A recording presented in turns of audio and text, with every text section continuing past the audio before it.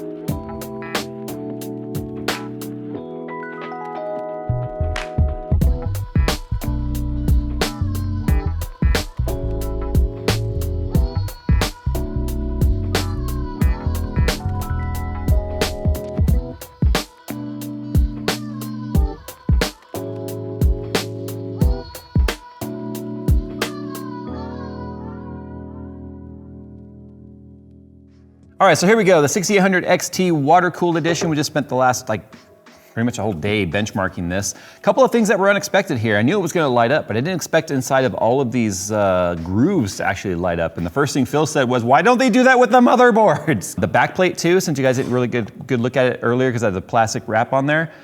It's really nice. The gunmetal part looks really good. It's shiny in between. So if you had this mounted horizontally, like typically in your case, it would look nice, but it'd be unfortunate that this slots on the back don't light up like the front. So it really makes me want to vertical mount this, but then if I do that, I've got a massive amount of tubing to deal with. In fact, so that no one's like, you're mounting it wrong, I went ahead and put the radiator way on top of our shelf. That's how much of a reach it had. But in terms of performance, a couple things to notice here. This was in rage mode, which is funny because depending on the card, rage mode oftentimes doesn't really do anything, which is really interesting. It was not running on a AMD Ryzen CPU with a resizable bar. It was literally on our 10900K, which is overclocked with a more traditional layout, more traditional setup, because of the fact that that is much more indicative of what most people have out there. You can expect a couple of percent of uptick in performance if you're running something with a resizable bar. But with that, a lot of motherboard manufacturers and stuff now, and other GPU manufacturers are starting to incorporate resizable bar with more CPUs and motherboards than just the Ryzen 5000 series. So it's one of those things that's still a little bit too new to where we can't really just test something like that and make it more of a universal experience. So staying with a traditional CPU without resizable bar gives us kind of the worst case scenario of what to expect. Now, when I did check out the auto overclocking function on this card, I'm curious as to where it wanted to put itself. Surprisingly, it was a little more conservative than what the reference card was, because the reference card, I believe, wanted to auto overclock to 2514. This one said 2444. But as you can see by looking at the charts, this completely stomps over the 6800 XT in pretty much all titles, with the few outliers there being anomalous. Like Far Cry 5, that's a really weird title. It just gives us kind of results all over the board.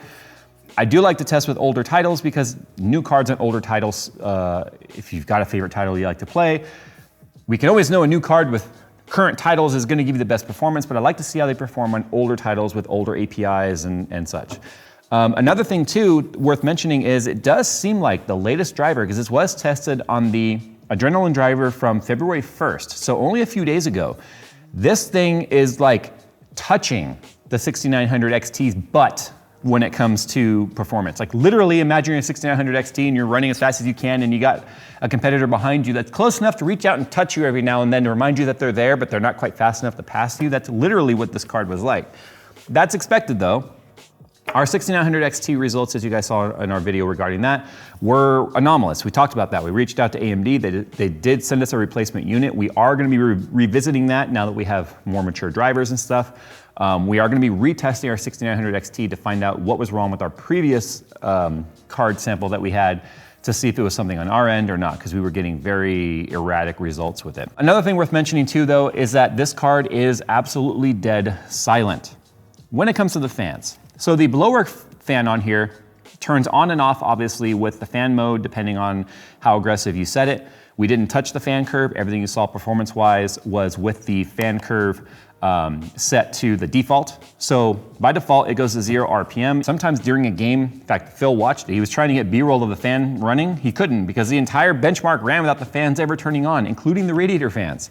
So if you want to go in there and fine tune the fans, you can actually get the GPU temperatures to be much lower, but our edge temp and junction temp were within about 15 C of each other, which is kind of normal, but we were down in like the 50s, which is enough to make the fans not even really want to turn on. Considering the fact that our blower style cards, or not blower style, but our reference style cards with the 3 fans, we're still seeing up over 100 degrees Celsius on the junction temperature, which is the hottest part of the die. And I think a lot of the stable performance we got on this, because we were going to about 2400 megahertz on rage mode locked. It was not fluctuating at all, and that's because of the consistency of temperatures that we were seeing. We were seeing a really good spread of temperature between the edge temp, which is the coldest part of the die, and the junction temperature, which is the hottest part, and the memory being cool, allowing the core clocks to stay way more stable than you'd see on air, especially with that like graphite pad that we find on the air cards. This is clearly going to be, I believe, thermal paste, but I don't take it apart because I don't want to mess up the results at all. It was fantastic. The fans on the AIO though, it's funny that those will actually turn on and off. Now that's because they are plugged into this harness here that's connected to the cooler. Unfortunately, this is like the ugliest thing I've ever seen right here. Now I guess you could route this differently if you wanted. You could plug these fans into a header controlled on your motherboard and not let the AIO control it if you so desire.